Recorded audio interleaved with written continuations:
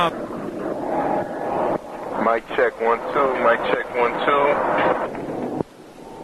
How long is it gonna be? As long as you let it, as much time as you give us. Okay. So let me put this right here since you're up there in the front. The first question I'll ask you, man, is take us back to 1994, and you fresh out of high school. What was going on in your life at that time? Shit, by the time 1994 rolled around, that was the year I graduated. I had a little summertime after that. That's why I always say 94, 95. I had to get another credit book before I went off to the school. But you know, I was just blossoming as a young dude. You know what I'm saying? Yeah. You know, just starting to venture out into the streets. You know, by the time I was in 11, I had me a 76 two-door Caprice. You feel me? Right. You know what I'm saying? I grind up my little interior money from Masters. He charged me like $1,200 for the white band and seats with the blue pinstripe. You feel me? Okay. Then I stole a cab in the 90s. Remember the 90 caps, hub caps? They used to be looking like on the police cars with the plate. I stole them off the cab right now on the street, so my shit was clean, you feel me? And you know, I just started, you know, hanging out in the projects and the Matchbox projects, we call them. You know what I'm saying? That's the projects in the center of Carol City. You know what I'm saying? Just starting to dibble in, you know, do my little thing, you know what I'm saying? It wasn't that major, but I was getting a little sneaky money. So now, around that time, I guess the biggest question your fans and everybody else want to know is the reality of the pictures that are coming out and what relevance do they have? Really no relevance due to the fact that when you a nigga that's coming from the streets and the music that you putting out is authentic and sincere and pure. When I'm making my music and I'm talking about blow, it's because I did it. When I say I'm rich off cocaine, it's because I did it. I was one of the only niggas in the city with a show truck at 19 on Dayton's with TVs doing my own independent thing. I done took a lot of losses in this game. You feel me? I done took losses in the street, losses with the music. I done been up and I done been down. You know what I'm saying? And that's what make me who I am. You understand? I never ratted on a nigga. I never prosecuted a nigga. I never locked up a nigga. You understand?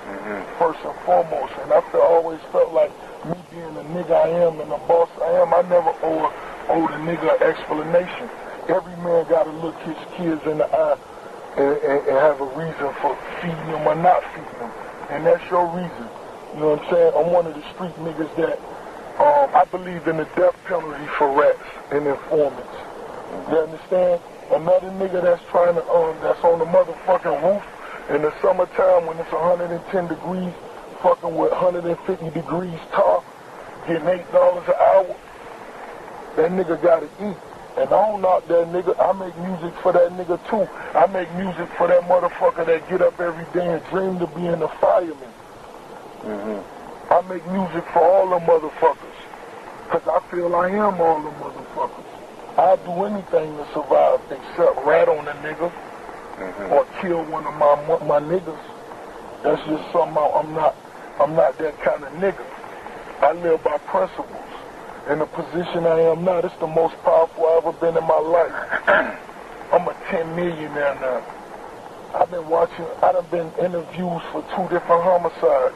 Not saying I was the shooter, but them saying I was supposedly in a car where it was discussed before. You gotta understand, I was brought up and raised under Kenneth Boobie Williams. I'm probably the only artist in the game that can say that was raised up, well affiliated with a nigga made America's Most Wanted. And that ain't nothing to glorify. I cry about that to this day. I cry for my nigga, because he's so real. He was testified on, over 100 niggas got on the stand. Everybody. No nigga confront him in the streets.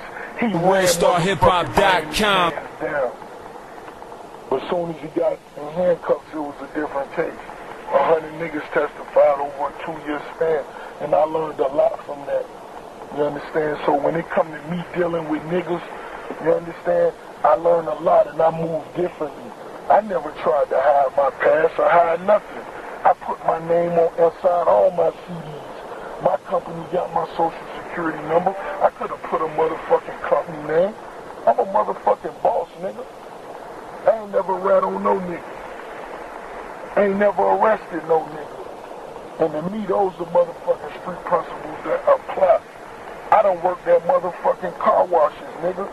When niggas was riding in 600 Benz, when this nigga I'm sitting to next door to, sit next to me was riding buying Porsches, what the fuck that had to do with me eating? Nigga in a single family home, nigga. My daddy gone somewhere. Lord knows where, fool. He never came to one of my football games when I was an all-pro in high school. Nigga, I had to fend for myself. So do I owe a nigga explanation? Of course.